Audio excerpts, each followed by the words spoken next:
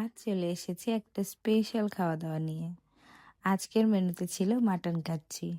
যদিও আজ কোনো স্পেশাল দিন নয়, তবুও আমাদের জন্য আজকের দিনটা অনেক স্পেশাল, কারণ আজকে কাচ্চি খাওয়া হবে। নির্বাচনের ছুটি শুরু হয়ে গেছে, তাই আমরা ভাবলাম কোথাও থেকে ঘুরে আসি। বাট বাসা থেকে বের হয়ে দেখি রাস্তার অবস্থা বেহাল, কোনো পাবলিক ট্রান্সপোর্ট নেই।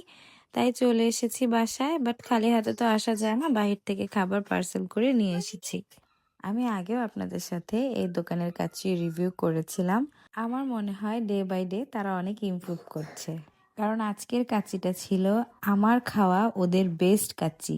মাটনের পিস দুটোও কিন্তু আজকে বেশ ভালো ছিল, দুটোই বড় বড় পিস ছিল এবং সলিড পিস ছিল। মাংসটা সিদ্ধ হয়েছিল একদম পারফেক্টভাবে। আর বিরিয়ানির রাইসটা দেখুন, একদম ঝরঝরে, তবে অনেক বেশি সফট আর ভিতরে সব ফ্লেভার ঢুকে গিয়েছিল। আলহামদুলিল্লাহ, আজকের কাচ্চিটা খেয়ে অনেক মজা পেয়েছি। আমি আবার সেই কচকচা হাড়গুলো তো কুড়মুড় কুড়মুড় করে খেয়েছি। পুরো কাচ্চি আমি আজ একাই শেষ করেছি, এতটা ভালো লেগেছে আমার কাছে। তবে আলুটা আরেকটু বেশি সফট হলে আরো ভালো লাগতো, বাট আলহামদুলিল্লাহ।